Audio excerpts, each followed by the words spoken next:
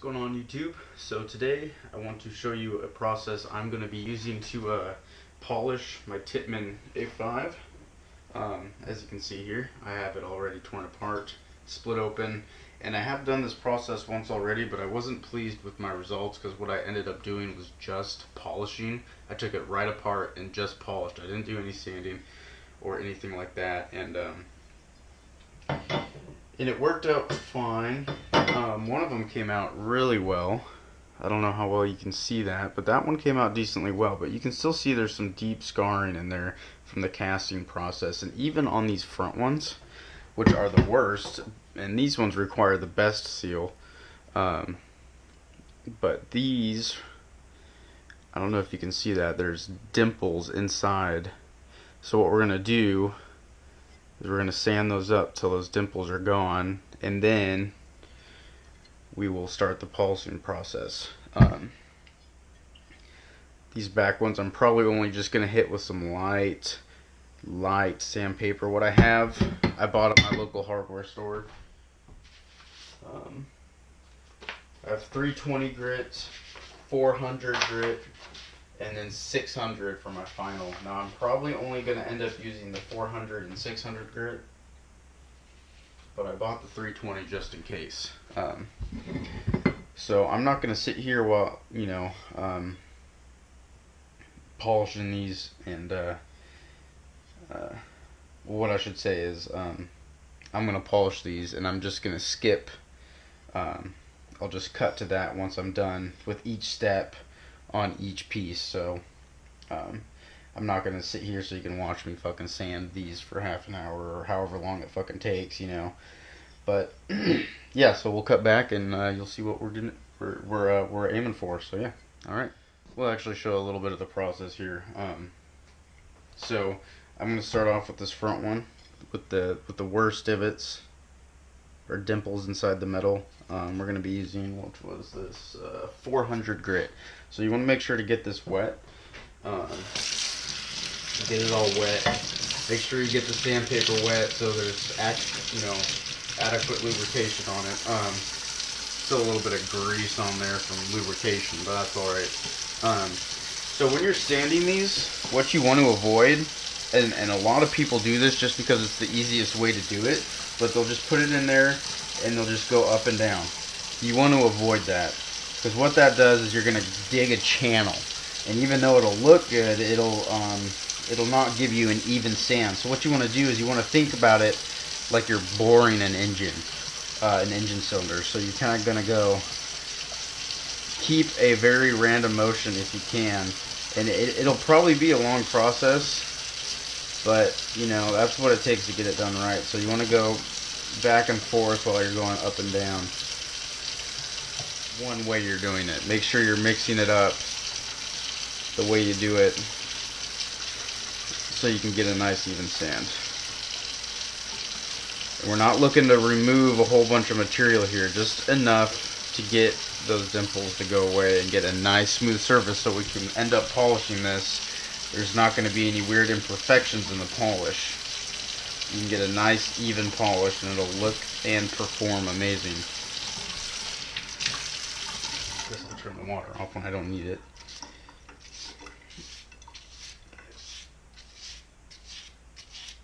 So yeah, we'll do this and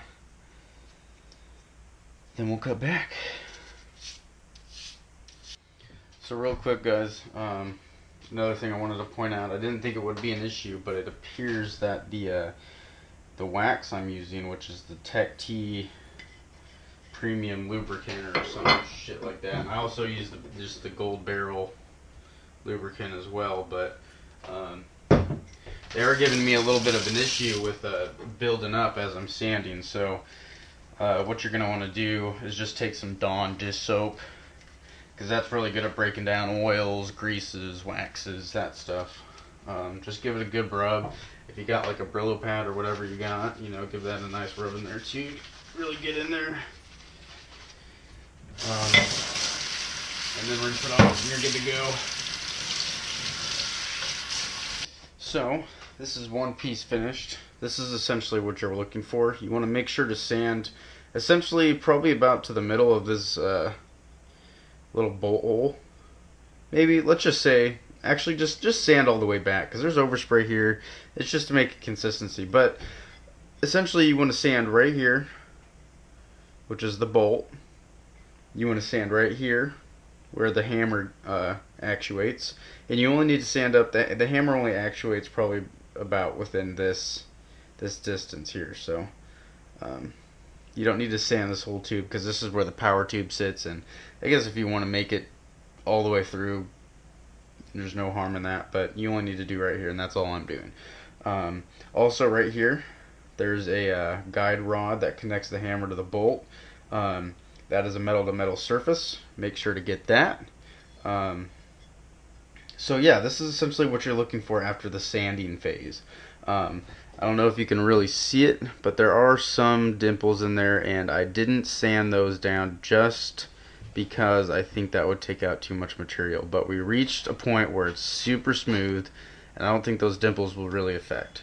The back, the casting is much better. I don't know why that is. There's not any dimples. There seems to be kind of a dimple right here. I don't know if you can see that, but other than that, and this, I assume mold pour or whatever it is. Anyways, but yeah, that's essentially what you're looking for. So I'm going to do the other half, and I'm thinking I might even do the Tippmann, a polished Tippmann, instead of the typical. I think that'd be pretty sweet. So maybe I'll do that too. But yeah, that's all you're looking for. So just to recap, you polish the bolt area, the hammer area, and the connecting rod actuation area. And that's it. There is a moving part right here, but that's plastic. That's just the charging. That doesn't really move except once anyways, so you don't need to do that. Good amount of grease will be just fine. But yeah, so we'll do the next one, and then I'll show you that one once that one's complete, and then we can move on to the polishing phase. Alright, so this is essentially what you're looking for on both ends. Being sanded. This other side with the hose for your cyclone, the side the cyclone feed sits on. This side had some really heavy dimples, heavy dimples, and I didn't want to start scratching those away and become out of bore, and yeah, and then I gotta start resizing things like O-rings, and things don't line up properly, and anyway, so you gotta pick and choose your fights. You know, you can't get them all. You can't get all the dimples, but you do what you can. It's all sanded. It's really smooth. It's unbelievably smoother than it was. These things come horrifically rough. I don't know. They just cast them and they put the parts in them. Then you cast them, paint them, put the parts, obviously, and they don't do this. And this is huge. I know you guys obviously can't feel it, but you know, I don't know if you can hear that. And then this, can't hear it at all. So here it is again. And then this. Crazy. It's gonna be so much better than it was. And it's not even polished yet. So yeah. So you're just sanded. This is your base, and now we'll get to polishing. So I'm gonna use the Dremel. I'm gonna use a Dremel. I have a couple polishing wheels here. These I think are the better kind. My hardware store only sold them in 1-packs, and they were $5. So I was like, fuck that. So I bought one of them, and then I bought 5 of these other ones, and I have a couple of these ones laying around too. So we'll be fine. These ones just spin at a little less RPM because obviously they're smaller and they'll take a little longer. But other than that, they're the same damn thing. So we'll go ahead, start polishing.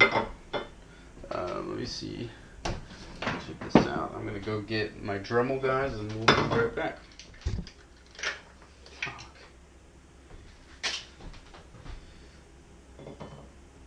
So I'm using some metal polish cream for chrome and aluminum mag wheels, but this will be just fine for our application since this is aluminum. Fresh case. I got this off Amazon. I think it was like $15. It's got a very fine paste rating. Ooh, that kind of smells funky too.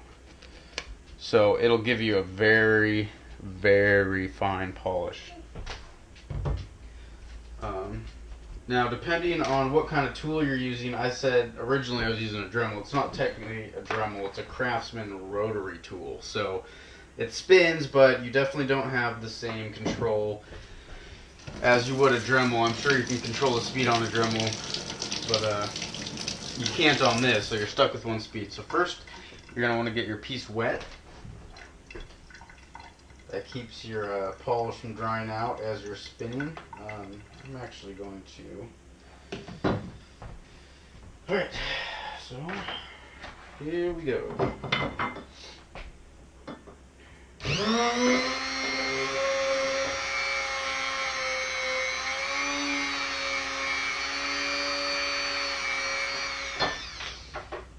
Right. That was the second pass. Probably about the same amount of time. Oh, beautiful. That is just beautiful. Man, look at the difference. Obviously unpolished. Polished. Man, that's what you're looking for. Cool. I don't know how long these wheels last per use, but I'm just going to ride it till it dies, I guess. Until I know that that wheel is done. So once again, use a good amount. Get it everywhere. And have at it.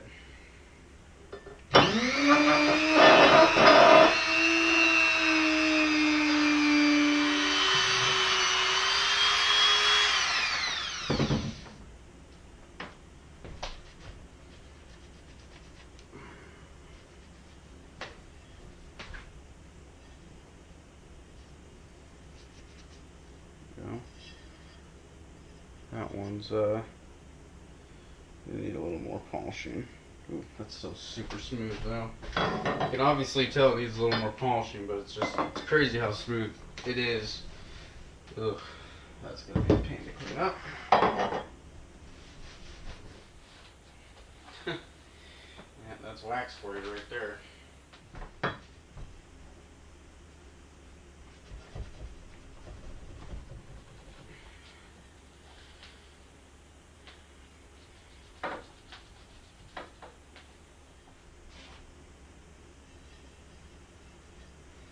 Yeah, that's where we're going to leave that one. This one was the worst, but that still came out just absolutely great. Buttery smooth. You can still feel the dimples, honestly. But that, I mean, these dimples are so big, and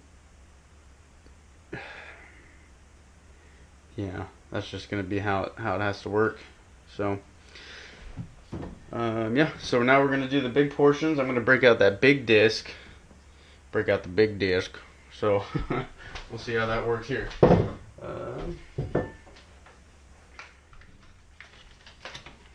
Successful. Alright. A little wet.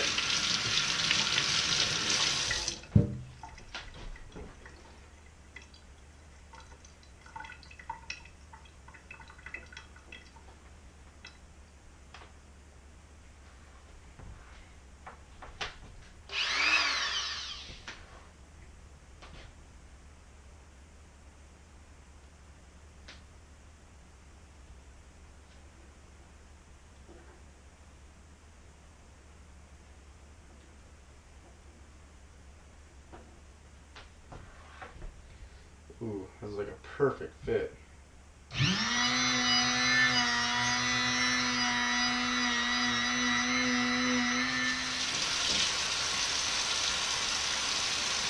Give it a nice wash, plenty of Dawn, get it everywhere, get that wax out.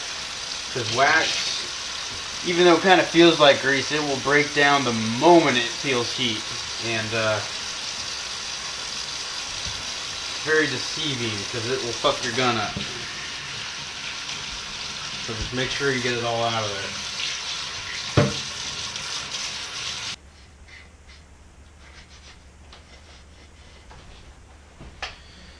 there. Alright, well, polished internals 101. There you go, guys. If you want results like this, go ahead. Follow what you got here. You know, if you like this video, please give it a thumbs up. I'll be posting a lot more paintball stuff. A5 is the only paintball gun I have, so it'll probably be a lot of stuff. I actually just did a ton of upgrades to it. You can actually see part of it here on my other side here. Big hose kit. I've essentially have every modification you can do to a Tippmann other than it being a mag-fed marker. You know, I got the zero kick bolt, I got the Venturi Star front bolt, I got the no kick hammer, no kick hammer. I got an aluminum caulking rod on the way. I got a Lapco Uniflow Cyclone pressurizer or whatever it's fucking called. You know, I got the Tech T lightning rod, I got the Lapco ratchet system, the Lapco soft paddles. It's almost a fully upgraded marker, so it's about time I got to doing this. I think it's going to make a huge difference in the consistency of my shots. But yeah, once again, if you like this video, please give it a thumbs up and give me a subscribe if you liked it that much. That would be awesome. But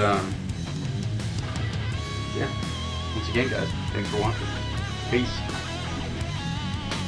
Alright, let's see.